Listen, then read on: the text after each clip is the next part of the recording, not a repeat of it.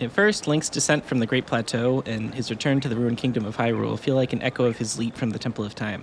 A euphoric sense of freedom at the loss of memory and the ability to start anew. His feet leave the ground as he soars through the open potential of an endless sky, but as we drift further and further from the plateau, you start to feel the change in height as the permanence of the descent sets in. And the haunting interlude that plays so perfectly captures this sense of anticipation and uncertainty, a strange mixture of regret and hope in trying to revive the ruins of something you cannot even remember. By gliding, we are falling, weighed down by the melancholy and loss which permeates the decayed ruins all around us, by the gravity of broken promises which linger behind the increasingly fragile shield of amnesiac novelty. At least, I think this is the idea the game tries to instill upon you when first leaving the Great Plateau. It's hard to say for sure, because there's a lot of freedom here. You could honestly jump off from any direction and you'd have an entirely different experience than mine.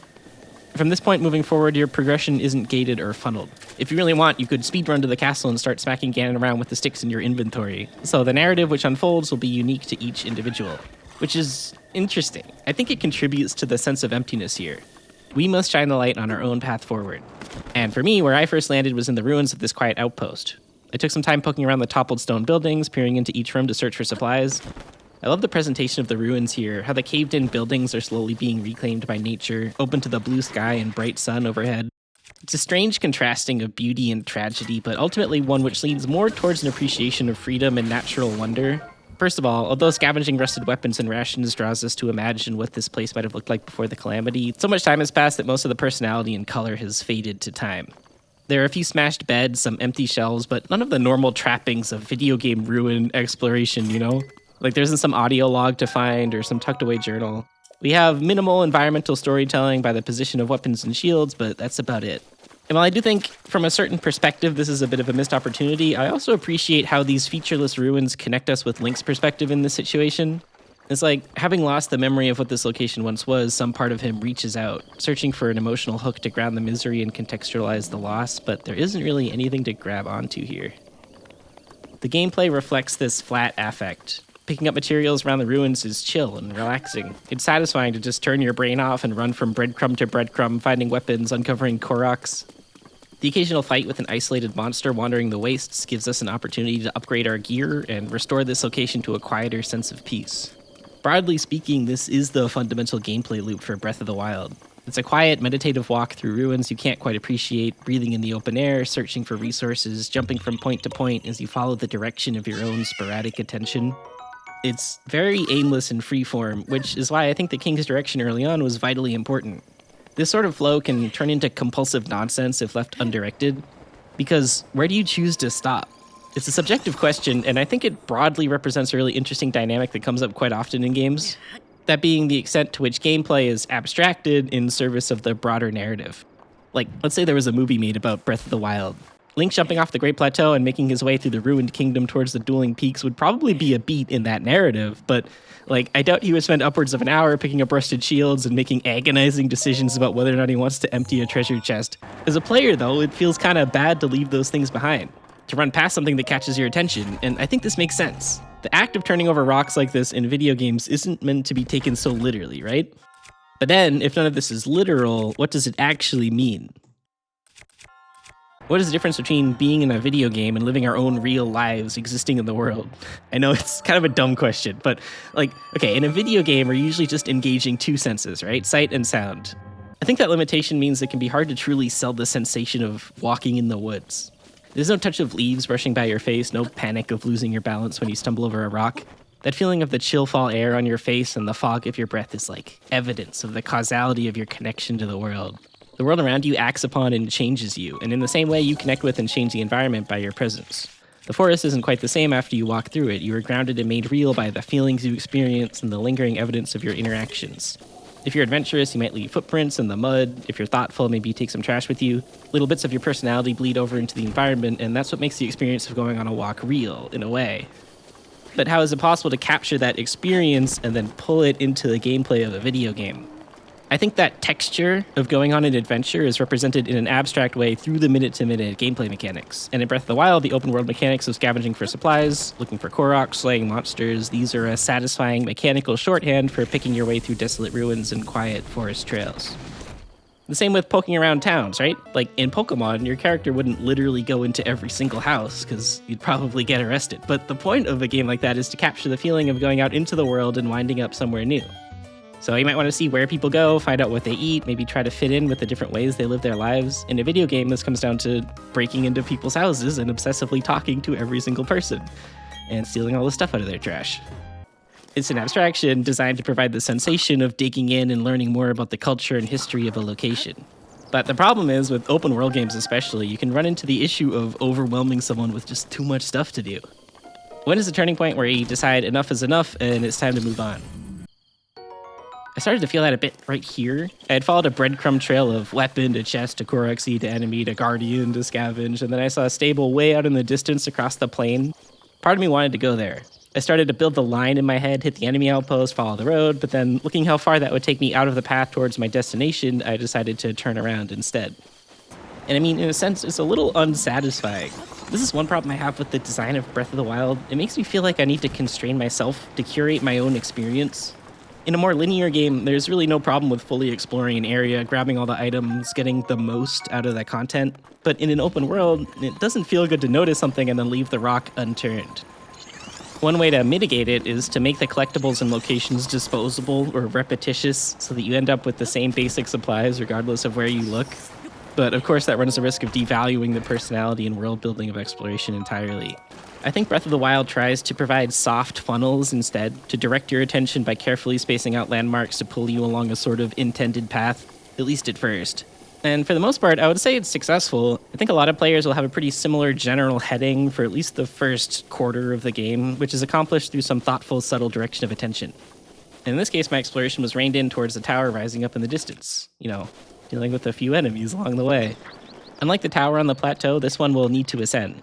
It's pretty simple to move up from platform to reach the top, but in fitting with the growing theme around freedom and problem solving associated with your ability to climb, there's almost always some sort of twist. In this case, if you choose to brave the rushing river and battle past the encampments of enemies, you can gain access to a small shortcut that brings you closer to the top. Our first decision hinges on an unremarkable reward given for choosing to face down conflict, but still I think many players will go with that option for the sense of completion and engagement. And although small, the process of making that decision reinforces the spark of our control behind Link's instinct towards heroic action. Then we continue along the path, deal with some more enemies. I'm starting to notice a bit of a theme when it comes to the encampment gimmicks here.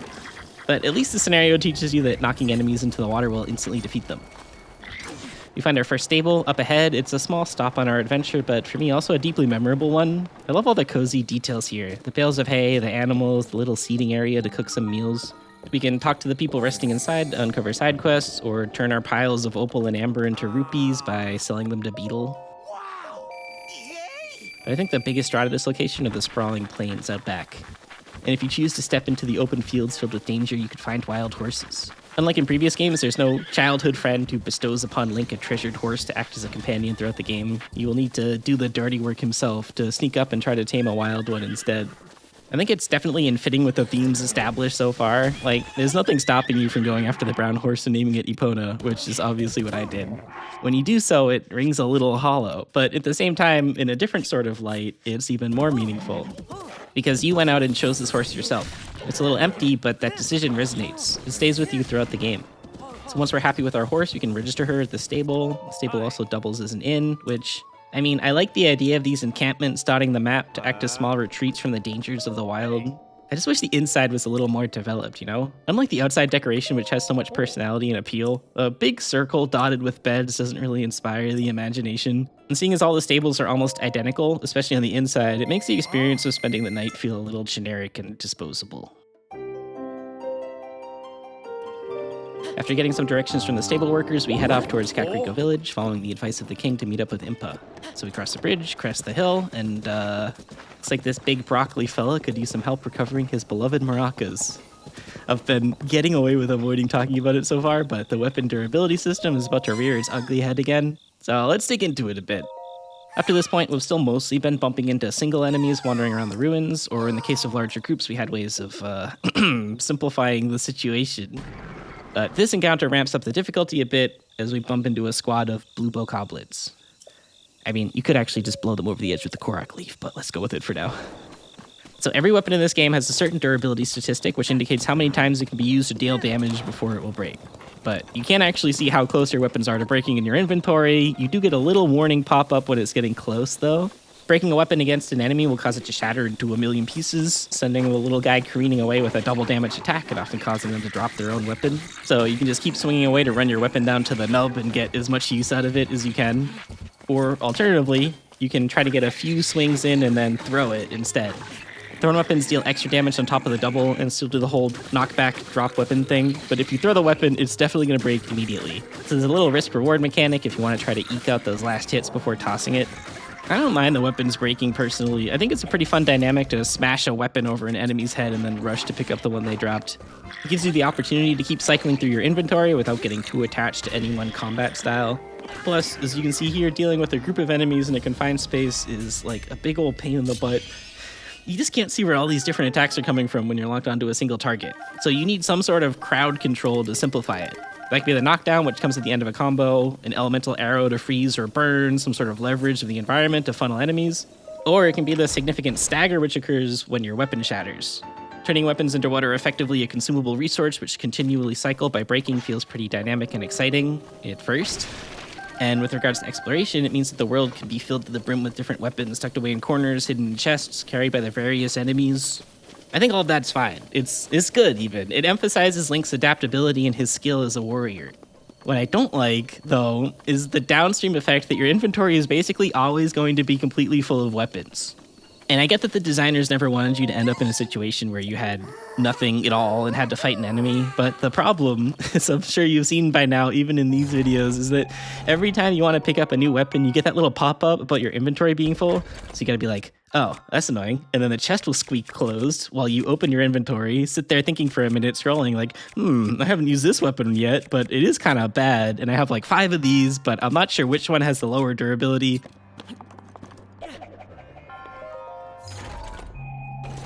Hestu here is intended to be a solution to this problem. By cashing in the smelly Korok seeds you've been picking up and adding them to his maracas, you can upgrade your capacity to carry weapons, shields, or bows.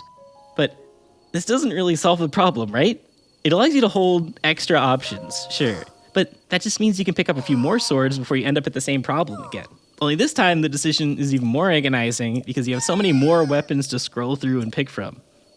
I'm not totally sure I like the idea of adding a health bar to all your weapons, although it would certainly simplify the decision-making somewhat.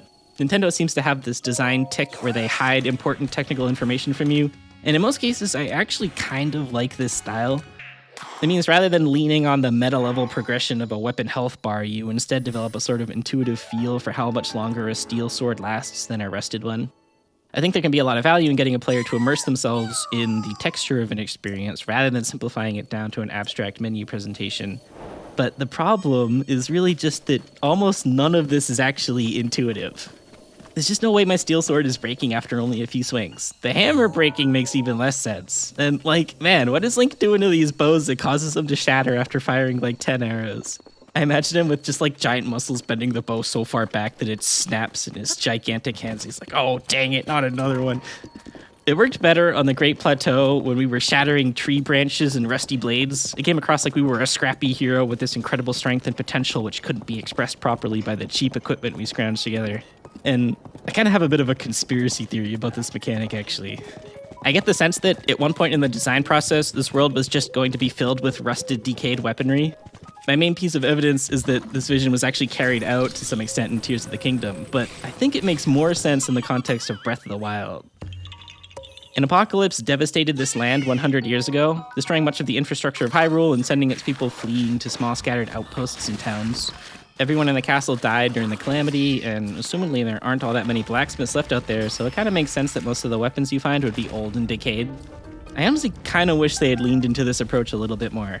The current system does give a stronger sense of progression and growth in strength throughout the game, but the issue is that it undermines the reality of the apocalypse in this setting. I know it's just a subtle thing, right? But I get the feeling that the contradiction here lingers in the back of your mind regardless. Like, where are all of these weapons coming from? And how did the monsters get their hands on them 100 years later? I also think the contrast between scavenging all game for expendable weapons against finally gaining the Master Sword preserved throughout the years by some magical capacity to repel evil and persist in meaning and purpose through time, it would have been really dang cool. But Yeah, we'll talk about the Master Sword later. Right now, we're about to arrive in Kakariko Village, the home of the Sheikah people. And as soon as we step through the gates, we're stopped by a greeter, an elderly woman named Nana. Something like this happens in almost all of the major towns, a subtle illustration of the growing mistrust and need for enhanced security beyond the fall of the kingdom. And I especially like the ambiguity of this moment. When we first encounter her, Nana is lying on the ground, claiming to have twisted her ankle. However, she seems to recognize the Sheikah slate on our waist, and her demeanor changes a bit. She gets to her feet on her own, asks for more information, and seems satisfied in coming to the conclusion that we are the legendary hero revived. At one point, the Sheikah were responsible not only for the creation of the slate, but also the Shrine of Resurrection, which saved our life. And although Nana mentions that not many people remember the ancient legends, it seems as if the residents of this village all know a bit more than they're letting on. Link's acceptance of technology and his adaptation to modernity reflect the culture of the Sheikah and gain him their trust. The Sheikah are ninjas, basically, masters of subtlety and subterfuge. And when Nana stands up just fine and goes back to patrolling the border of the village, it makes me wonder about what we did on first entering. When we followed that instinct to jump off our horse and lean down to check if she was alright. If we'd been a threat to the village, a stranger without any identification to clarify our intention, I wonder if a kind word of encouragement might have been instead replaced by the flash of a blade. The discarded sword you can find tossed into the water nearby reinforces this subtle paranoia, and it's a brilliantly disarming little moment. It seems like we've gained the trust and acceptance of a powerful group of allies, but that we may also be stepping into something dangerous beyond our current comprehension. We head down the hill to search for Impa at the center of town. Again, we're stopped by guards, but they allow us to pass and treat us with apologetic reverence after seeing the slate hanging at our waist. The Sheikah are a deeply traditional people. They honor the ancient legend of the hero who will rise to stop the calamity. But this reverence for tradition varies in a realistic and interesting way depending on the person you talk to. Nana and the other guards seem more familiar with the legend. It seems Sheikah can live upwards of 100 years, so some of them might even have been children back when the kingdom fell. Younger members of the tribe, like Paya, have only heard of the calamity through stories, so she's a bit awestruck to actually meet the hero of legend. But generally, Link is still treated with reverence and respect despite the failure of 100 years ago. So we might be feeling a little puffed up and proud, coasting on the reputation of a history we don't even remember as we push open the double doors to meet with Impa.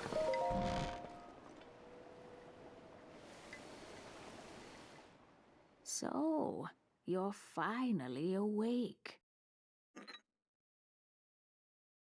It has been quite a long time, Link. Impa is one of a few characters we will encounter in this world who remember Link from before the calamity, and thus are surprised that our lack of recognition feels a bit grounding, like we're being pulled out of the excitement and novelty of our fresh start into an acknowledgement of the connections we left behind in order to arrive there.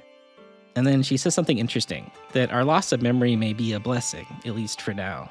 Again, this raises some small hint of paranoia over what we're missing, a little tug of conscience disrupting the peaceful serenity of our recovery. It seems that Zelda entrusted her last words with Impa, and we're asked if we are willing to hear them, knowing it will pull us into a grand responsibility which may risk our newly recovered life. But of course, we immediately agree, prompting her to praise the inherent courage of our will, which persists beyond the loss of our memories.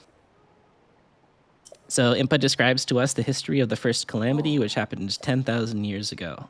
Back then, the Sheikah were highly technologically advanced and held in high confidence by the King of Hyrule, who leveraged this capability to create the divine beasts, which assisted in stopping Ganon. The history of the royal family of Hyrule is also the history of Calamity Ganon, a primal evil that has endured over the ages. We hear again how our own attempt to recreate these events of the past ended in disaster, and finally, I guess Zelda must take after her father or something, because what kind of last words are these? Free of the four divine beasts. Sorry, I know I keep nitpicking this, but it feels like an odd pattern that an expectation of emotional catharsis or release from the game instead retreats into gameplay mechanics. Though these words do define the scope of the adventure and, in a broader sense, the path towards Link's redemption. And I think if we dig a little deeper, there is some complexity to this request, especially in Zelda's trust for Link to succeed in carrying out the prophecy despite their shared failure 100 years ago. It might also be a warning, an acknowledgement of the fear that Link might stubbornly try to rush Ganon out of anger and frustration. So in a sense, this expanded scope and the emphasis on taking our time to fully recover offsets some of that tension. And I guess that's a good thing, because it turns out we're not quite ready yet anyway. It seems our Sheikah slate was damaged at some point and now lacks key functionality, so Impa recommends we meet up with Pyrrha over in Hateno Village to get it fixed. And so our quest to defeat Ganon expands in scope, from one point on our map to 6 different headings we could follow. Along those lines, we're granted some permission to slow down and poke around Kakariko Village, and I think there's a lot to discover here. Like the panicked farmer who has lost his kukos, his estranged wife who is a bit concerningly desperate for the companionship of a skilled archer, the soldier who practices his swordsmanship at night trying to become more like the hero, or the child who cries at dawn in the graveyard, missing her mother. Although its residents appear at first uniform and perhaps a bit dull, this town is an interconnected patchwork of hidden storylines and fraying human connection, a tapestry of interwoven tales of tragedy in the face of the apocalypse. The deeper you dig, the more you begin to detect these links, like the sister of the crying girl who practices her cooking to be more like her mother, or the father of the two girls who tells stories to keep them out of the woods, hinting at the strange conspiracy which surrounds his family. There's a feud between the carrot and pumpkin farmers that both sides sort of half-heartedly wish could be buried, and a tired old woman who watches over a growing orchard of plum trees. And it honestly kind of pains me to say this considering the heart and thought that went into designing these residents and their lives, but I think the vast majority of the towns in Breath of the Wild are a massive disappointment. The designs just feel wrong somehow. I think above almost every other factor, the one aspect of Zelda games that has always stood out to me and captured my imagination was the immersive majesty of their central hub town. Even way back on the N64, there is something magical about scraping together enough rupees in the castle town to take another try at the shooting gallery, or chasing kukos around Kakariko Village. These towns and their residents felt like real places, with a compelling hustle and bustle that distracted from the dark history lying beneath your feet. In many ways, this village mirrors the Kakariko from Ocarina of Time, which housed the bloody secrets of the kingdom safeguarded by the Sheikah tribe. The Sheikhs were advisors, intelligence agents, and torturers. They committed acts of violence in the shadows to preserve the golden gleam of the glorious castle town. And even before that reveal, you could catch glimpses of that sinister aura, hidden from sight but implied by the mysterious tunnels beneath the graveyard or the ominous sign at the well. The quest to find the Kukos in Breath of the Wild serves to acquaint you with the layout of this new Kakariko, like the old one did, and by comparison, it just feels sort of superficial and almost plastic in design. This is something I've had a hard time writing down exactly and putting into words, but I remember when I first got here, this village seemed miniature somehow, like a toy set or something. Maybe it's got to do with the camera angle or the lighting or the layout of the buildings, I'm not quite sure, but it made me feel like I was walking an action figure through a diorama rather than embodying a character deep in the twisted streets of a dense city. It lost that sense of immersive adventure and belonging you could so strongly feel on Outset Island or up in Skyloft, but why is that exactly?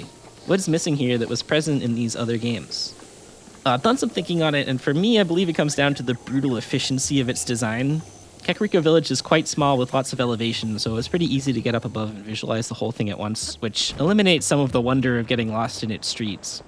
For that matter, most of the shops are laid out along one single main street that covers the majority of the settlement. The clothing shop is tended by an enthusiastic and likable NPC who introduces us to her Claret collection, but it's literally just 6 pieces of clothing inside a tiny single room. Same with the arrow shop and the general store, but where it really hits me was the inn. This place is just one large room with 2 beds. It really isn't an inn, it's a room to pass the time and restore your hearts. It's defined more by the functionality than the whimsy of the experience. I played Majora's Mask pretty recently in order to make the review on this channel, and even more than 25 years after... Oh no, 25 years, jeez. Sorry, okay. Even more than a quarter century, whew. Alright, I'm okay, I'm good. What I'm trying to say is that the town of Termina felt so deeply alive and inviting even all those years later. You could sense that there was a story lingering behind each closed door. The inn in that game was complex and carefully considered, with different characters and residents moving in and out throughout the day. There's a waiting room with a front desk, but if you spoke to the woman there, you discover that all their rooms were reserved due to the festival in town. Behind the desk, you could speak with the innkeeper's mother in her own private abode. Different side quests involved just discovering the kitchen, the bathroom with the mysterious ghost hand, the veranda outside. All this complexity, the lived-in detail, reinforced the realism and grounded the expressive, interconnected community of characters. When you design a game as ambitious as Breath of the Wild, you obviously have to make concessions. And probably the first things to go would be superficial answers to boring questions like where do your characters wash up in the morning or eat their meals? And it really does come down to scope, right? Like while we're talking about hotels, one of my favorite DS games is Hotel Dusk Room 215. It's a bizarre little noir detective game that has you hold your DS to the side like a book as you take on the role of former detective Kyle Hyde and lead him on a complex investigation within the walls of the titular hotel. The scope of the entire game is one building, so as a result, the level of detail and focus which went into its environmental design is deeply compelling. The first 30 minutes of the game involve you stepping into an empty lobby, poking around, ringing the bell on the front desk, entering into a slightly awkward but vaguely conspiratorial conversation with the innkeeper, and being given your room key. Of course, this level of focus and detail is only possible given the limited scope of the game, but the end result is a genuine and gripping sensation of checking into a mysterious hotel, where you wonder at the strange stories and wacky characters that might be behind each closed door. I think that spark of imagination is key. Obviously, the Shut-Eye Inn in Kakariko Village isn't going to be designed to the same standard as Hotel Dusk, but the issue with this simplicity and presentation is that there just isn't enough detail to ground me in the sensation of lingering. What makes the space feel meaningful is the way it provides a feeling of belonging and definition to your residence there. When you stay at a hotel, every aspect of its layout is carefully implemented to make you feel invited, welcomed, comfortable, hidden away, and protected from the outside world. Think of all the different doors you need to pass through in order to get to your room. That context changes the energy, the experience of being, and in a sense it alters how you present yourself to the world. While you're inside the hotel, you're a guest, and that's fun. It gives you a role to play and grounds you in the connection of community. The buildings in Kakariko Village are so small and featureless that they fail to resonate. And so the lady at the clothing shop isn't a shopkeep with a small selection but an optimistic attitude. She's an interaction node for selling items. But the thing is, I don't think it really takes all that much detail to lift her back up into the player's imagination as a grounded character with a conceivable outside life. Unfortunately, I think that almost all the towns of Breath of the Wild suffer from this featureless copy and paste identity that seriously undermines the believability of their implementation. And for me, personally, that also drags down the entire way the game resonates with me. Because without the central context of a vibrant community, it's hard to care as much about saving the world. Now, all that being said, there is one town that I think really does succeed, even in this new open-air format. And that's where we're headed to next. First, we teleport back to the stable, which allows us to recover our horse. This is a thoughtful mechanic, I think. Exploration over wide expanses is made faster on horseback, but when something grabs your attention, you don't have to worry about hopping off to proceed on foot. Along the way, we discover Fort Hateno, and I love how the storytelling emerges from the environment here. A massive army of decayed guardians lines the front of this wall, which spans the valley between two sheer cliffs on either side. One passerby mentions how he has come here to pay his respects, while another woman mentions that this fort was responsible for protecting the nearby village Hateno from complete destruction. As we poke along the upper pathways, searching for Korok seeds and items, ducking under support beams and climbing crumbling stone towers, you get a sense for the ghosts in the history of this place. The soldiers who might have been manning the walls, making desperate repairs as they struggled to protect their home against an onslaught of mechanical demons. These are the moments where this game shines, where the mechanics draw attention to the details that make the history of this world sing. They ground you in the appreciation and reverence for this structure. And although we won't yet be aware of this fact, you might feel a strange sense of unease and apprehension at the idea of the man paying his respects at Fort Hateno. Whether he'd like it or not, the absence of Link's memory and his disconnection from history creates this ache of something missing, a weight and melancholy which pulls him down from the floaty freedom of his fresh beginning. Beyond this fort, we can follow the mountain road up to reach Hateno Village. As before, we are intercepted at the gate by a hostile farmer wielding a pitchfork in a threatening manner. Although the Sheikah Nana was superficially harmless, if you had suspected some ulterior motive to her greeting you at the gate, this moment might reinforce those doubts. In Ocarina of Time, the Kingdom of Hyrule was a golden kingdom of prosperity and vision precisely because it emerged from a bloody warring conflict, uniting the various races of the land into a unified whole. And so it's a bit unsettling that Link earns the trust needed to enter Hateno simply on the merit of being a Hylian. It seems that in the aftermath of Apocalypse, the races of Hyrule have all retreated to their respective communities. More than any other game, it feels as though the world of Breath of the Wild is deeply divided and hostile towards outsiders. And this realization makes for a thoughtful, unnerving juxtaposition to the incredible sense of warmth and inviting comfort which is conveyed here. Hateno Village is bursting with thoughtful details and connective design that reward your exploration. As a self-sufficient pocket of community hidden away in the mountains, there are plentiful, prosperous farms with wide open fields. If you sneak down an alleyway off the main street, you might bump into this awkward chicken farmer who tries to bribe you into leaving her alone by offering an egg, before muttering to herself about how she always messes up social interactions. A woman sweeping the stones calls out to advertise the general store, where I hopped off my horse to step inside. And the man running the counter makes a little joke about how he hopes nothing went missing while his back was turned, in acknowledgement of the extension of his small-town trust to you, a new outsider. The walls are lined with recipes which make use of the items for sale, and there's even a small apartment upstairs to show where he sleeps at night. The music of this town is so soft and wistful, conveying a sense of nostalgic belonging. The visuals look like something out of a Studio Ghibli film. The streets are lined with children playing, a message board at the center of town seeks the services of a warrior to deal with a monster problem at the beach. You can feel the connections of the inhabitants and their grounding in the details of their environment, which reflects their desires and the reality of their daily lives. Windmills spin to crush grain, stables line the streets for animals to rest, the man outside the inn asks for us to help him to get to know the woman inside. The inn itself has separate rooms, different levels, a veranda overlooking the water to eat your meals. And as we ask around town, we begin to hear rumors about the mysterious girl and the strange goings-on of the arcane laboratory at the top of the hill. I love Hateno Village. The intersecting stories, immersive details, and gorgeous visuals ground the meaning of the piece of Hyrule which we must protect. But why is it so different from Kakariko? It could just come down to design constraints. Maybe Hateno was designed first as the main hub and the other towns came later. Maybe more time and attention had to go into building up the overworld and keeping exploration consistently exciting. I don't think you can ever really ascribe one specific motivation or purpose to a creative choice. Now, would I go so far as to say that Kakariko is deliberately left empty as a reflection of the reservation of its people and the subtle mistrust of Link and his past failures despite his status as a legendary hero and the traditions of the Sheikah people? I mean, maybe. Would you find it annoying if I did? I mean, if we build on the idea that games communicate experiences through the texture of their mechanics, the process of immersing yourself into the culture of a community might be accomplished by poking around houses, talking to people, grabbing items. Whether it was intentional or not, in Kakariko Village, Link feels like an outsider, like he doesn't belong. On the surface, the people are friendly and welcoming, and some of the younger folks will open up to him about their concerns, but they never go so far as to reveal the inner workings of their own lives. In gameplay terms, they don't let them poke around their houses, find their journal entries, feed their dogs, In Hateno Village, Link is welcomed with open arms, and this distinction is made emotionally clear through the way the gameplay will resonate during your exploration. And I think in a way this is kind of sad. The conflict from Ocarina of Time emerged from the premise that despite the glorious unification of the Goron, Zora, and Hylian people, the callous exclusion of the Gerudo to the starvation of the desert called into question the merit or justice of its existence. In a similar manner, it seems the Champion effort made 100 years ago was designed deliberately to connect the four races of Hyrule under a united banner to defeat an overwhelming apocalyptic threat.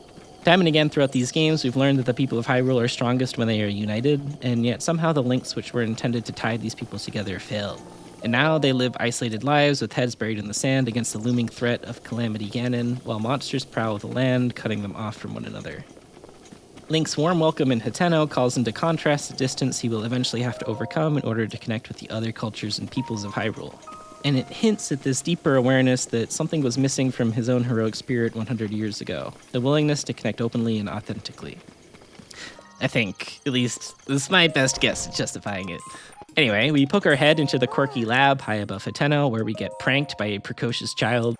This is Pyrrha, and despite her appearance, she is actually another member of the Sheikah tribe who was alive 100 years ago, who helped Link in his first attempt to stop Calamity Ganon. She developed some sort of anti-aging technology which went a little too far, turning her back into a child. But considering their history, her playful prodding here is interesting.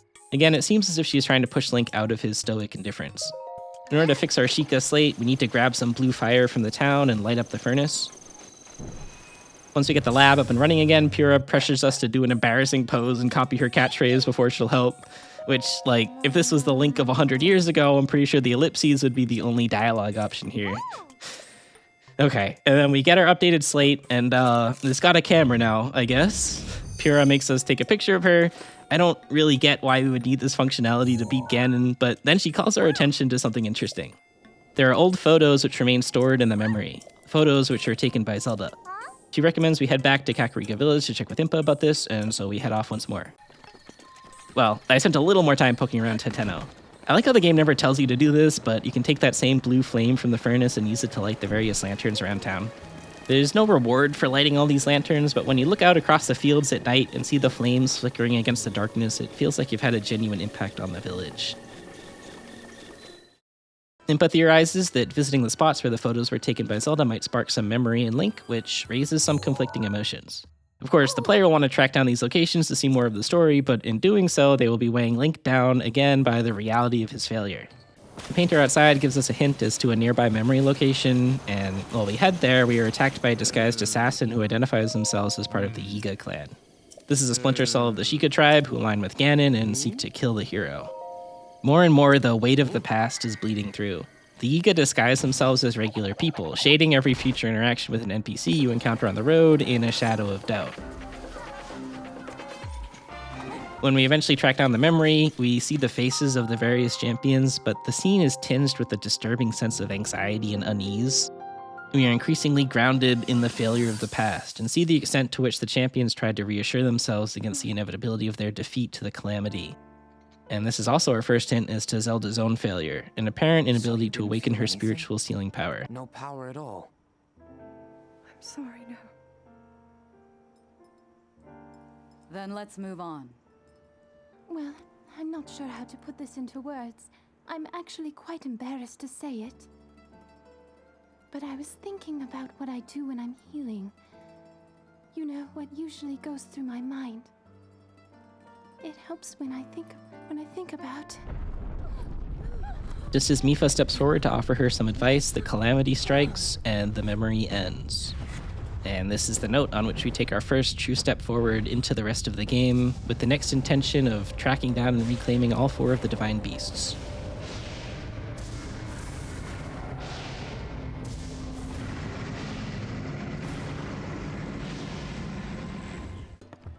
Following this backward path out of Kakariko Village, we walk along a quiet valley that suddenly opens up at the base of a large grassy hill. And I think it's sort of fascinating how something as subtle as a restricted camera angle and a difference in elevation can be enough to fill you with this impulse to run to the top. Breath of the Wild's map is given so much character by these changes in elevation. They form a mini narrative of curiosity and effort that pays off in a dramatic reveal of a sweeping, awe-inspiring landscape. It reflects an idea that was touched upon in Skyward Sword, that an elevated perspective was associated in some way with spirituality, or a completion of being above the struggle and darkness of the lands below.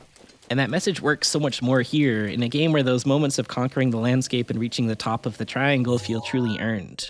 Or the ability to climb to gain elevation represents a freedom of expressive capability that redeems Link's prior failures. And this is all made possible by his loss of memory, by his ability to rediscover the land, to be filled with a renewed appreciation and excitement for the world laid out before him. Whenever you look at the world of Breath of the Wild from on high, it feels like your attention is almost always directed to form a path forward by the presence of shrines, towers, and other points of interest. And from here, a path forward appears across the wetlands to connect these 2 shrines towards the tower in the distance, which also pulls you towards the first divine beast. But again, the decision to follow this impulse is left up to you. Some players will resist the nudge of this direction, deliberately choose to follow another path, and as a result, the narrative of their experience will be changed. It may be that the different narratives which emerge across the player base of this game are not all equal in resonance or emotional impact, but I think the willingness to allow players to disrupt the rhythm of the unfolding world, to ignore the breath of the wild and instead blaze their own direction, makes the decision to engage these moments of synchronicity even more impactful. And the exploration of the Lanairu wetlands embodies, in my opinion, the very best of the emotions and gameplay mechanics which emerge from this open-ended design. I love the gorgeous beauty of the landscape, how your steps splash with playful energy, the warmth of the sun reflecting in sparkling colors against the pools of water, the bright, vibrant grass which flutters in the breeze. The contrast of this freedom shines against the last hour of traveling back and forth between Kakariko and Hateno, where you were given directions and tasks to complete from various figures of authority you can hardly remember. Stumbling into the quiet, empty ruins of Gopanga Village, it's a bit harder now that you've seen the life and vibrancy of Hateno. Come to understand the miracle of the ravished fort which stood against the onslaught of guardians to protect that small bubble of community. From the rusted weapons which must have fallen from the hands of soldiers trying to protect their home, to the wild bulls wandering the marsh, which are perhaps descendants of what were once farm animals, we are left to wonder at the stories which once filled this land. And Link's movement through the wetlands is so satisfying. I wish I knew more about programming and game design so I could understand exactly how this was accomplished, but the experience of stepping lightly over these wooden bridges feels fantastic. The combat shines as well. Rather than bokoblins, most of the enemies which inhabit this area are Lizalfos, large yet dexterous water-dwelling creatures with a much more intimidating design and the ability to skillfully dodge past attacks. It can be a little frustrating to chase after these guys when they keep jumping away from your swings, but I do like how this dynamic encourages you to engage your more defensive options. If you parry, dodge, or even block, you can open up the ability to combo them down much more easily. This shift in enemy variety reflects the changing landscape and gives the impression of traveling a long distance to reach a new region with its own climate, culture, and history. In the decades since the village here was destroyed, these Lizalfos have moved in and established their own small civilization amidst the massive colossal bones of what appear to be gigantic fish. These constructions provide just enough detail to hint at a mysterious history lingering beneath the more superficial engagement of battling past enemies, clearing hideouts, and collecting treasure. And I think what really stands out in this moment above everything else is that the Lanayru wetlands are pretty much totally flat. This contrast pulls your attention towards the tower in the distance, a playground of complex verticality and enemy encampments framed by the massive rib cages of some mysterious creatures. This entire area has such a strong sense of direction and excitement, funneling you towards that expressive euphoria of the climb, brushing off the directed purpose of memory and duty when suddenly someone calls out to you from the water. She seems excited to have found a Hylian, urging us to meet with Prince Sidon and asking us to trust that we'll understand once we get there. It's a bit unusual, but a fairly warm welcome considering how we were greeted at first by the Sheikah and Hylians. And this frames what I think is one of Breath of the Wild's most masterful climbing arenas. The towers in this game are usually surrounded by some of the game's most interesting open world content, and the Lanayru Tower here is no exception. This area is filled with interesting traps and diversions, unique combat encounters with clever environmental solutions, hidden treasures, and quiet ruins. It all blends together with this addictive flow of vertical movement and thoughtful exploration that emphasizes the freedom and exhilaration of Link's ability to climb. But it's kind of funny that the gameplay and the story are a bit at odds here. The Zora woman told us to find Prince Sidon by walking along the path to find the bridge, but I mean, you just can't resist taking a look at this tower here. It's practically designed to grab your attention. So in a gameplay sense, Link's amnesiac freedom and ability to circumvent convention pulls him away from the weighty gravity of his narrative responsibility. And making it to the top of the tower is an absolutely triumphant and spiritual moment, mirroring the view from the top of the hill earlier. Only this time you look down on the scenery you've traveled through to get here. Your perspective shifted from that of a careful adventurer making deliberate, precise progress on the ground to an experienced navigator confirming the entirety of the location in your mind. This is the epitome of the open world design to me. That final earned descent up and away from the engaging moment-to-moment movement, transcending the breadcrumb by breadcrumb meditation of exploration through complex detailed environments into a climbing freedom that culminates in a more complete understanding. And as an abstract representation of this earned perspective, your map fills in. Then, from on high, you might identify a new area to explore, and so you glide back down again to the base of the triangle to start the process all over. But at this pinnacle moment, we realize that someone else is up here with us. Another Zora urges us to meet up with Prince Sidon, giving us a direction to follow so we can glide directly there. And now the gameplay and the story do align. Rather than pulling the player in opposing directions, as there isn't really anywhere else to go but to meet up with him, so we do just that. Say hey there, young one. Up top, above you.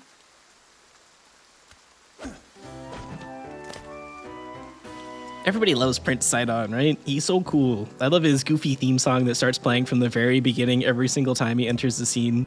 His sparkly shark-tooth smile and encouraging flex punctuate the important beats of his enthusiastic dialogue, which is several font sizes larger than anybody else we've spoken with so far. Sidon asks for your name and grows excited when you identify yourself as Link. So you expect that he knows who you are somehow, that he has some sort of expectation of you based on the history and memory you have left behind. And then I love the subversion that he just really likes the name. It's a charming moment of sincerity. Sidon is enthusiastic, unabashed, and straightforward, personality traits which stand out in vibrant contrast to Link's stoic, reserved nature. But I think in an even more resonant way, they contradict the expectations established in our memory of the shy and reserved Zora champion whose words remained unspoken during the outset of the Calamity. The contrast between these two characters, Sidon and Mipha, will push an important bit of tension as this arc progresses. Anyway, for now, Sidon buttered me up enough to get me to follow along with his request. It seems that the local divine beast has been running haywire and poses an existential threat to Zora's domain. When you agree to help, Sidon thanks you genuinely, and it feels kind of nice to be entrusted with such wholehearted belief by a character who doesn't recognize you as the chosen champion. But then he mentions something that brings you back down to the ground. The lands surrounding Zora's domain are caught in an endless rain which makes climbing impossible. Which means if we want to follow along with our enthusiastic new friend, we will need to put aside the euphoric freedom of the climbing mechanics and open-ended exploration, which had just a few minutes ago reached what felt like their peak integration into the gameplay loop. In ways beyond his own understanding, Link's history is drawing him back into the constrained limitations of narrative purpose and forced direction. Which is why I think it's so important that Sidon's belief comes from a place of genuine devotion, rather than a reflection of history or knowledge of the legend. This moment differs from the direction and structure bestowed by Impa and Pura, an invocation of history and tradition which was met through gameplay by a small rebellion in our freeform exploration of the wetlands. Ultimately, it is this honest new connection which convinces Link to set aside his whimsical freedom to acknowledge the path set before him. And what a long and arduous path it is. You really feel the weight of the rain as you move along on this prescriptive journey, battling past monster after monster, tackling overwhelming encounters which would be made so much easier by the ability to climb up and around them. It was a big risk, I think, especially for a sequence which most players will move through early in the game. I wouldn't go so far as to say this moment is deliberately boring. I think the traversal is fun and the challenges are varied and interesting, even making some use of your cryonis and stasis powers. But it leans very heavily on the combat system, pushing Link back into that role of traditional warrior, and without the ability to climb and circumvent, it can start to feel a little repetitive. Although the game acknowledges in cheeky fashion that it has stripped away those fundamental elements of its design by having side-on check-ins several times throughout the journey to keep encouraging you onward, while nevertheless commenting over and over that you still have a long way to go before reaching Zora's domain. Like I mentioned earlier, I think everyone will have a slightly different impression of the story of Breath of the Wild due to how dramatically open-ended the structure is here. I think you could make an argument for certain developer-intended progression routes based on the subtle funneling of player attention, especially in these early moments of the game. But then again, I think an argument like that would sort of miss the point. You are the light, and the story which emerges is unique to your own decisions and experiences. And we're at the point where I'd like to dig into some of the emotions I felt during this sequence and explore how they work in the broader context of the story. But in doing so, I also want to acknowledge that none of this is necessarily objective analysis, right? Unlike, say, Skyward Sword, which is a carefully directed and precisely curated experience with a specific narrative objective, Breath of the Wild will mean different things to different people. And that emptiness, that humility and design around a central nucleus of nothingness is what makes the stories which emerge so special and personally significant. And what I experienced moving through Zora's domain, having been stripped of the ability to climb and slogging through what felt like an endless cascade of violent monsters and unfamiliar scenery, was something akin to desperation. The weight of the falling water all around Link reflected the unknown burden which still rests within his heart, bubbling just beneath the surface of his awareness. At one point, I jumped down to check out this interesting monolith without thinking about how I would make my way back up, only to find myself trapped down there due to the rain. That mindset of freeform exploration and laid-back following of attention became a hindrance, as it forced me to desperately scramble up these rocks and backtrack through an earlier area, avoiding the worst-case scenario of dropping to the water below and losing all of my progress entirely. I also love the sense of unease that begins to set in as you move further into Zora's domain. The terrain begins to shift. The sheer cliff faces glisten with a moist, unnatural shimmer. The plant life is slowly replaced by these almost alien coral formations that give the impression of wandering along on the bed of the ocean. And above all else, the frustrations in the moment-to-moment gameplay feel like a realization of the futility and naivety of the mindset you embodied on the Great Plateau. Link's loss of memory opened him up to being expressive, creative, and goofy. It allowed him to dodge obstacles entirely, poking fun at the traditional objectives laid out before him and the transcendent ability to find his own path forward. It was whimsical, encouraging, and felt like an answer to the question of how to overcome the failures and expectations of his past. But the more you explore the world, the more the gravity of Link's past begins to pierce through the veil of his unwilling ignorance. And this is conveyed through the directed gameplay, the heavy weight of the unending rain, and the begrudging adoption of the role of a warrior yet again. And so a small hint of doubt begins to build in your mind. If we are slowly regaining our memories, reconnecting with the history of our role, recovering all 4 divine beasts yet again before going to fight Ganon, what makes this attempt any different from the last one? Is it possible to find redemption, to change yourself? Aren't we just going to meet the same end we did 100 years ago? To waste the once-in-a-lifetime chance at a fresh start given to us by the loss of memory? And then, at last, we arrive at Zora's domain. Link didn't choose to lose his memories. It wasn't his fault. And yet, there's a haunting feeling of guilt that grows through your conversations with the residents here. A sense that we should be something more than we are right now. Sidon rushes out to greet us with his characteristic grin, but the energy of this town is so subdued and melancholic. As we talk to the guards and some of the people milling about, we begin to learn more about the culture, traditions, and values of the Zora and how they differ from our own. When we speak with Dunma, a guard by the gate who stands watch with her father, she introduces herself politely. In response, the player is forced to deliver a series of slightly awkward single-choice dialogue options on the behalf of Link, who must be a bit bewildered by the Zora given his loss of memory. And so he puts his foot in his mouth, but in return learns that the Zora are a long-lived race. To them, having lived less than 100 years makes them on the youthful side. But more than that, when Link moves to speak with her father beside her, he finds there's something else which they remember and he cannot. Master Link, says Riven excitedly, identifying you at first as the Hylian champion. But he isn't excited just on account of your legendary status. It's me, Riven. We used to swim together when I was but a child, remember? And the dialogue option returns. As a player, we can choose between being honest about not remembering or lying to protect his feelings. I think dialogue options in games often tend to be engagement tools for the player more than a means of delivering story, but in Zora's Domain they're used in very thought-provoking ways. Link isn't a stranger to the Zora. It seems he grew up and spent his childhood here, but without his memories, he cannot share in the enthusiasm and joy of this reconnection. And yet, he doesn't choose to explain his condition either. Rather, he simply replies that he does not remember, to the disappointment of the people who once considered him a friend. They believe instead that the passage of 100 years is what caused him to forget, that they just weren't really that important to him, given their frame of reference as a long-lived species. And so Link's amnesia turns from an empowering state of freedom and new beginning to an unintentional appearance of callous disregard. Riven recommends we don't speak with the older Zora, an ominous warning as we make our way into the central plaza searching for the throne room. And there we see this beautiful illuminated statue depicting the Zora champion we saw in our memory, Mipha. The secretary watching over the statue will explain the history behind it if you ask, saying that Lady Mipha was as kind as she was beautiful. She had the incredible ability to heal wounded soldiers, and many of those Zora whose lives were saved on the battlefield are still alive today. And this means, like Impa and Pyrrha, the elder Zora will remember the events of the Calamity 100 years ago. I love this tension. It's so striking and uncomfortable. The weight of Link's past hangs so much heavier when it becomes personal like this. His new beginning has come at the cost of the loss of his foundational childhood, and as a result, we feel vulnerable and exposed poking around Zora's domain, trying to avoid the judgmental stares of the older citizens. The design of the city reflects this as well, filled with wide open spaces and smooth, polished surfaces. There's nowhere to hide here. From the perspective of gameplay mechanics, in contrast to Hateno Village, the lack of detail drives home the extent to which the Zora people are closed off to Link, refusing to share the deeper aspects of their way of life and forcing him along towards Sidon's intended purpose, which guides us finally up to the throne room. Along the way, we can hardly avoid speaking to the older Segan, who seems to be deliberately shocking himself on this arrow. He responds to our concerned curiosity with a violent rage, promising to strike us down. Segan accuses us of failing to fulfill our duty of champion and protect Mipha, who lost her life during the Calamity while we simply disappeared for 100 years. And even an expression of renewed will and focus fails to reach him, because without your memories and the tragedy of your history, there's nothing to give your words weight. His final remark stings as he calls out our lack of courage, dropping a hint as to why the Zora have been searching for a Hylian as he resumes attempting to acclimate himself to the shock arrows.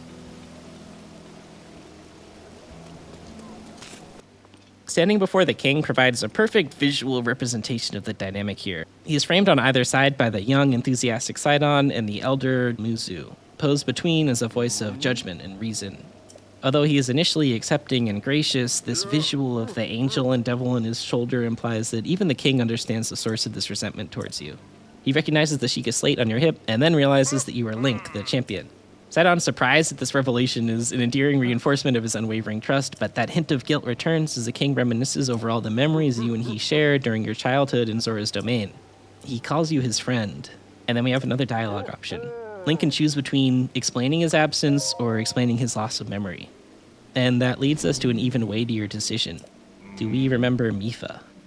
There's a sort of dramatic irony in the players cringing at Link's internal thoughts here while we guide him towards the less callous option. And the king's sigh of disappointment feels like such a genuine gut punch. You and Mipha were so close, yet you do not remember her? It isn't our fault, but it's interesting to reflect that Link has so far been hiding his amnesia, as if trying to run from the weight of his past. Here, it seems as if something compels him to finally come clean. That something being the heroic influence of the controlling player. But then, why does it feel so bad that we fail to remember? I think the weight of judgment rests not on the loss of memory itself exactly, but rather our eager attempts to embrace this amnesia as something empowering and new, a fresh start to leave the past behind. Because it isn't just our own history we've forgotten. To start anew also means to leave behind the connections you built. The childhood friends, the promises of a shared future, those ties of integrity and purpose that grounded your life and gave you foundation. The younger Zora understand this contradiction, empathizing with the notion that Link too is a victim of the Calamity, but the elders reinforce a new perspective. They introduce a hint of guilt at abandoning the history which created and reinforced us. From a meta perspective, the elder Zora cast judgment on the very notion of the existence of Breath of the Wild, on the loss of tradition and convention that established the Zelda brand and guided the development of this series of games over decades. And when the king still reaches out to Link, asking his help in conquering the divine beast running rampant nearby, Muzu responds with disbelief. Regardless of his past, Link is still a champion, and right now the divine beast, Vah-Ruta, has taken up residence in the nearby reservoir, producing massive amounts of water which tumble forth from the sky as endless rain. From reading the monoliths earlier, we learned that the rivers around Zora's domain used to flood seasonally, causing death and destruction until a collaboration with the Hylians resulted in the construction of their great reservoir. Since then, the floods have been controlled, but now the presence of the divine beast threatens to overflow even these ancient bounds. Because the beast can only be subdued with shock arrows, which the Zora cannot safely handle, Sidon was sent off to find a Hylian who could offer assistance. It seems we're perfect for the job, and yet the elder Zora blames the Hylians for their abuse of this demonic technology and for the loss of their beloved champion. Can we truly help here? Can we repair these broken bonds between Hylians and Zora without our memories? Especially if we keep callously disrespecting the childhood bond between Link and Mipha, which represented the hope of a brighter future for both people. And if we do regain those memories, allow ourselves to again shoulder the burden of expectation and weight which once tied us down, won't we just die again at the hands of Ganon? Feels like an impossible scenario, a conflict with no resolution, but then Zelda's words resurface. We don't intend to just shut down the divine beast, we mean to reclaim it. And this affirmation of creative transformative vision inspires the king, makes him believe in both you and Zelda as having the vision and heroism to not just protect the Zora people, but to redeem the entire kingdom. I did not know you had such grand ambitions, Link, says Sidon in thoughtful respect, inspired by your courage. And through this shift in dynamic, we get a glimpse at the way forward. Link cannot run from his failures, cannot aim only to survive and get by. He needs to succeed where he failed 100 years ago, needs to resurrect that will and focus. But we still don't have any answer for how things will go differently this time. And then King Dorephan grants us a gift as a show of faith, the Zora armor. Uzu reacts with indignant shock, even as the item description is still fading in on screen. Countless generations of Zora princesses have gifted that armor to the one they have sworn to marry. And this armor was made by Mipha specifically. Is it really right for us to take it if we had no such relationship with her? This armor will allow us to swim up waterfalls, restoring some of that vertical freedom which had been lost by the weight of the rain. But this restoration carries with it a heavy burden we still fail to remember. And so Muzu storms off. We find him with Sidon standing by the statue in the center of town.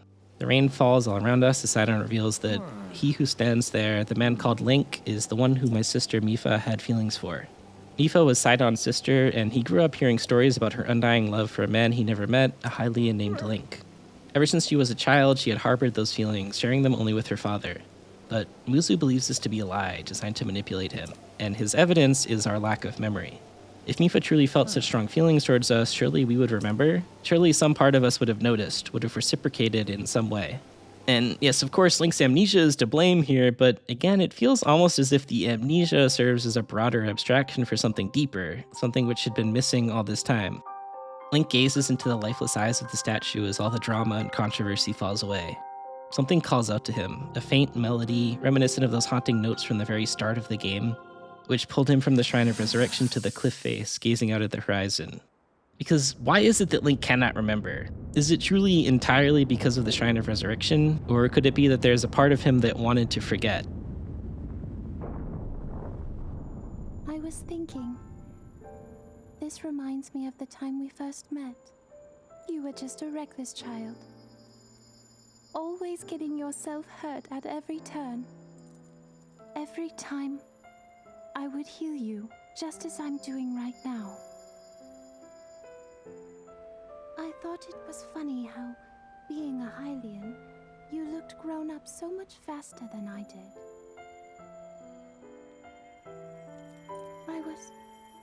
I was always willing to heal your wounds, even back then. Link and Mipha grew up together. They were childhood friends. Every time he was hurt, she would heal him. She recites this idea like a promise, an oath which lives between them. And now we know that this promise was broken by the tragedy of the Calamity. So if this Calamity Ganon does in fact return, what can we really do? We just don't seem to know much about what we'll be up against. But know this, that no matter how difficult this battle might get, if anyone ever tries to do you harm, then I will heal you. No matter when or how bad the wound, I hope you know that I will always protect you.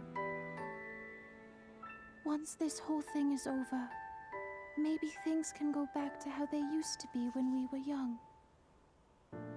You know, perhaps perhaps we could spend some time together. Her words seem indirect, as if skirting around what she really means to say, but in response, Link says nothing. We see, along with Link, the obvious affection Mipha had for him, but what prevented him from returning her feelings, or at least acknowledging them all those years ago. Her reflection on wanting to spend more time together once all of this is over hints that the cataclysmic responsibility of protecting the world from Calamity Ganon weighed down on both of them with crushing expectation. But maybe it went deeper than that. Maybe it tells us something more fundamental about Link's inability to connect. Muzu doesn't believe it. He thinks we are conveniently faking the memory, and so as proof, Link puts on the Zora armor and it fits him perfectly. This realization, framed through the process of remembering and separated from the context of his other childhood memories, divorced from the expectations of the role of champion, finally clarifies itself as regret. Link's ability to view his own memories from an outside perspective allowed him the insight to see where he went wrong, where he could have responded with honesty and sincerity rather than be paralyzed by indecision. Link and Mipha grew up together, they shared their lives together, and so of course they made promises they couldn't keep without understanding what they truly meant. When you're a kid, you don't really know any better. Your life is full of optimism and excitement, and everything means the world to you. But then one day they must have grown apart. Through the passage of time, perhaps it became clear that something between them didn't work. Link was a Hylian, his lifespan was much shorter than hers. And as he grew before her eyes, that realization must have disheartened Mipha.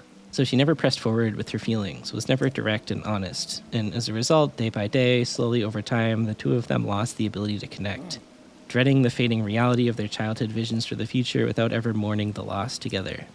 And then, through sheer coincidence, they were brought back together as champions under the king to protect Hyrule from the Great Calamity. This must have felt like a storybook come true for Mipha, a sign from the universe that maybe things were meant to be. Once this was all over, once Ganon was defeated and the expectations were lifted from their shoulders, once they could all get back to their own daily lives, maybe she and Link could start again. Maybe they could spend some time together. But then she died at the hands of Ganon. And so, understanding this, Muzu agrees to help us. He tells us where to find the shock arrows we will need, but it seems there's also a horrific creature up there. I'm sure it'll be fine. On the way out, this lady asks us to grab a picture of the creature called a Lionel in order to scare some kids with it or something. I don't know. Fine. Whatever. Sounds good. And so we use the Zora armor to ascend a series of waterfalls by the domain. This moment kind of reminds me of that very first sheer cliff face we were taught to climb on the Great Plateau under the careful guidance of the old man, an expression of freedom and new beginnings, but this is sort of different somehow. And also, this is just like a random thing, but I love how the game expresses the quiet, subdued spirituality of these little pockets of nature dotted by mushrooms. When you pull up a big hearty radish that restores 4 hearts on its own, it really sells the idea that you're inhabiting some small pocket of mystical, renewing earth. Well, here are the shock arrows, so I guess we must be getting close. Yep, that seems right. Okay, shh, I'm gonna try to snap a cheeky picture. Oh, I think he saw me. Yep, he definitely saw me. Okay, he saw us in like 1 second. It's fine, we could just grab on the run. And perfect. Yeah, that's a good picture right there. Okay. All right, well, that was that was taken care of flawlessly. And now we have enough shock arrows to subdue the divine beast, which, like, I think is kind of fitting for it to be a big elephant, you know? The association with spouting water is visually interesting and makes for a nice fit, but in addition, I think this is the moment which will ultimately become the inflection point for Link choosing to reclaim his memories deliberately. We meet up with Sidon, who greets us with a smile of encouragement and tells us what to do next. By riding on his back, he will get us up close to the divine beast, and we will ascend the waterfalls spouting off from either side to power on the limiters positioned on the beast's back, disabling its endless production of water. And this dynamic of teaming up with someone connected to the deceased champion in order to subdue their rampaging divine beast is a motif which emerges repeatedly throughout the game. I think on a surface level, these connections represent an attempt at redemption, a reflection of Link's willingness to reinvent himself and avoid repeating the failures of the past. Sidon is essentially an inversion of Mipha. Where she was timid and hesitant, he is bold and forthcoming with his emotions. But at their heart, they're the same. They both believed in Link, encouraged him, helped him to heal from his wounds. With Sidon, Link experiences the power of sincerity and emotional connection because it's basically forced on him. And I think this highlights how things could have gone differently with Mipha. Mipha failed to express her doubts, her love, but Link failed as well. He wasn't willing or capable of connecting with the struggles she faced because he never cared to ask, to push, to try to understand her. It feels as if we're moving towards some grand emotional climax. Like the story is hurrying towards a resolution which absolves Link of his guilt, frees him to face the world and embrace that newfound spirit of starting over, of erasing the past and beginning again. This is the message of optimism which carries us to the foot of the divine beast as the skies clear overhead.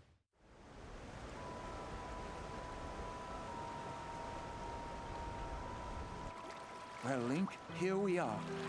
Looks like this is where the real work starts. Best of luck. Nice job cutting off the water flow from this divine beast.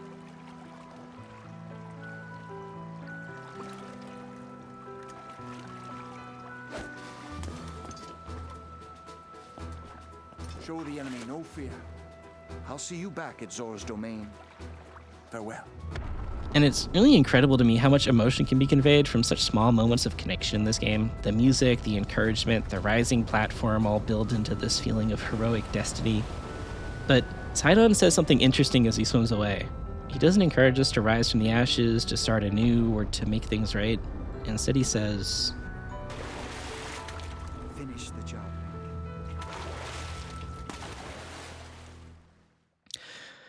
so, the divine beasts. These 4 cavernous creatures make up the major dungeons of the game, and are they good? Are they bad? I don't know. I have sort of mixed feelings on them. From the perspective of a dungeon stand-in, I would say they're pretty disappointing. The enemies, aesthetics, puzzles, and layout of each are all very similar, to the point of feeling like cut-and-paste content at times. Gone are the days of Ocarina of Time or Majora's Mask, where it felt like the dungeons were a deep thematic crystallization of the fairy tale-like meaning which embodied their surroundings, or a reflection of the internalized trauma of Link's psyche. I mean, at least from what jumps out to me, it seems like these dungeons are very literal. There's not much abstraction here, and they're quite short, taking around an hour at most to complete.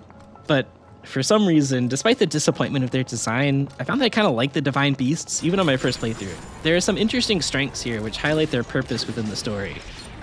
First of all, I like their presentation as one continuous open-ended area to explore, rather than being segmented into individual rooms cordoned off by doors that served as loading screen transition zones.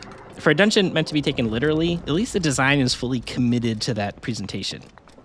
Poking around inside these divine beasts make them feel massive in an immersive and awe-inspiring way.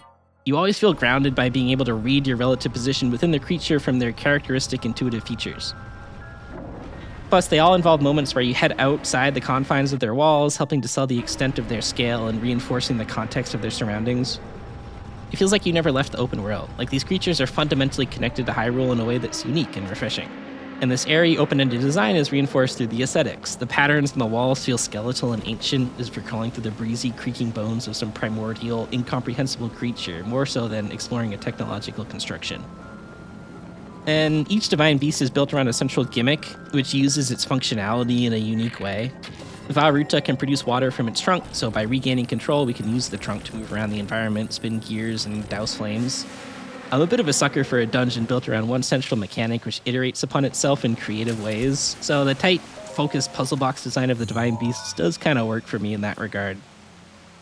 I mean, I really do miss the dungeons. They used to be one of my favorite things to talk about in these videos, so their absence in Breath of the Wild stings quite a bit, contributes to that sense of pervasive emptiness.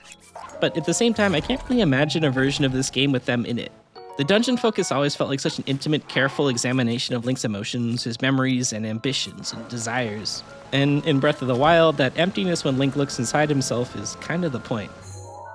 Alright, so we regain control of the Divine Beast and activate all of its terminals, gaining access to the central control panel deep in the bowels of the beast, so to speak. Sorry, that's terrible. But as we try to fully regain control, a mysterious creature manifests, emerging with a familiar blue glow which pierces the choking purple miasma.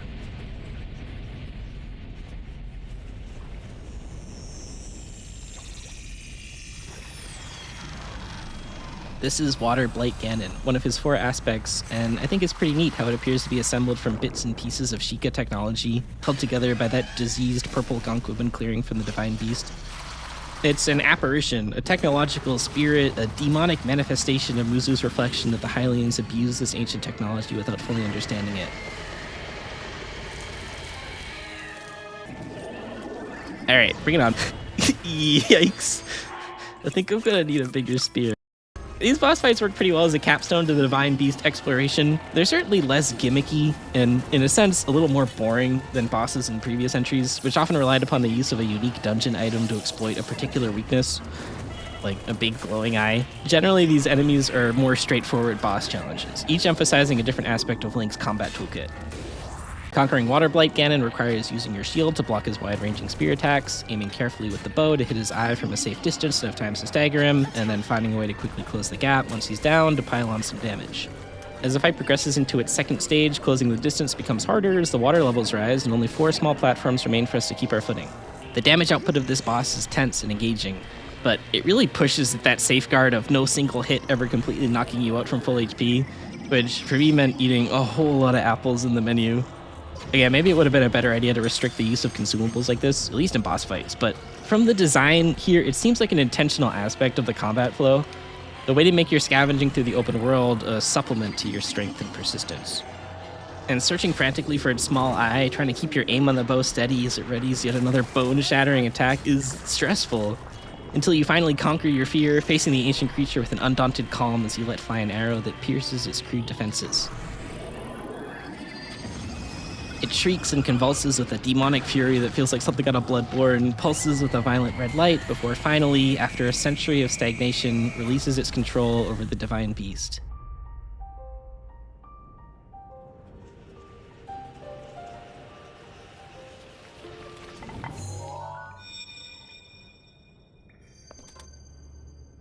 Hello, Link. Because of your courage, my spirit is now free. And Ruta as well. Thank you. For I am now allowed by this freedom to be with you once again. And then suddenly Mipha is right there, but she's standing so far away, eyes averted. She takes a few steps forward, but then stops, as if holding herself back. My healing power would be wasted on me. I have no need of it. So therefore, I would like you to have it. Please accept Mipha's grace.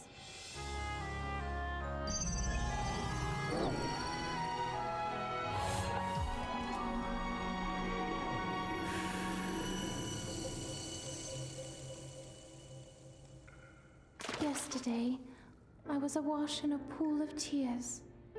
I had nearly given up hope and resigned myself to being trapped here as a spirit for the rest of eternity. But now you're here. All this time, my hope was to see you once more. Promise me that you will not hesitate to call upon my power if you ever find yourself in need. Knowing that will let my spirit rest in peace. I must go. Ruta and I have our roles to fulfill.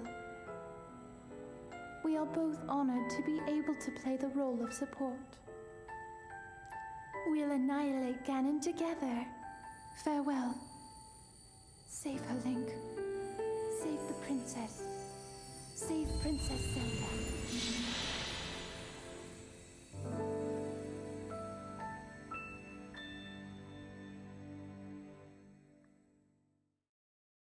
She repeats that line 3 times, each repetition more specific, more pointed, as if trying to summon up the courage to fully let go.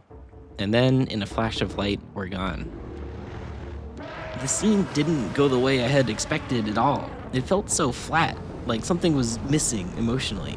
Where was the resolution of those unspoken feelings? What came of Link's newfound spirit, his ability to connect, his encouragement by Sidon? Why couldn't he fix things with Mipha here? This was his second chance, and it felt like he squandered it. The emptiness of this moment aches. It feels wrong. Despite wanting to step forward, despite wanting to connect, Mipha cut herself off. Her delivery of "I must go" felt so sudden and abrupt, and it was there that Link began to glow, the magic activating to remove him from the divine beast, as if this was as far as she could control herself before saying something she might regret. Mipha was timid in the past, but that doesn't change the fact that the way Link treated her was wrong. Yet it's understandable why. They were just children at first. Their future was left unresolved when they separated. It seemed as if the passage of time and the reality of their lifespans fundamentally prevented their coming together.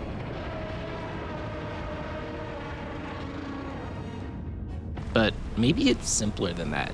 Maybe this can all be explained by the idea that he never saw her as more than a friend.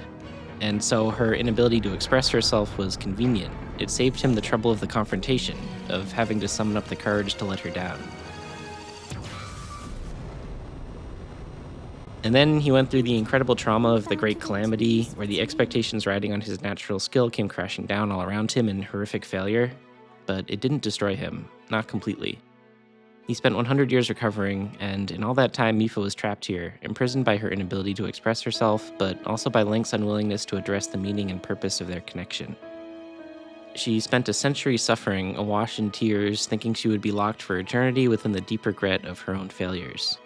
And in response, we had tossed aside the burden of our memory, the ache of our childhood, to embrace the enticing potential of a fresh start.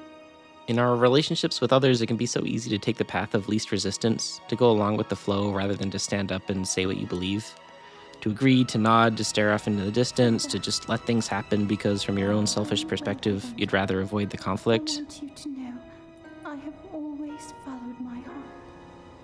I'm sorry I made you worry. I wish I could see you again. But that doesn't mean it all goes away. Mipha stands alone at the top of Varuta, looking down on Zora's domain.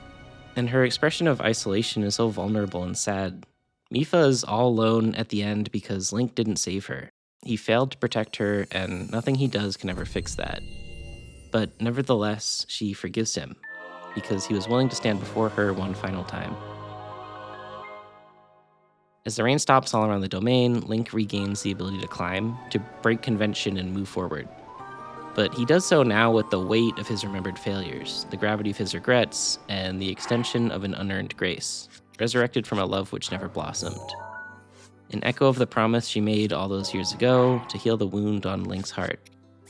And with this, Link's journey truly begins.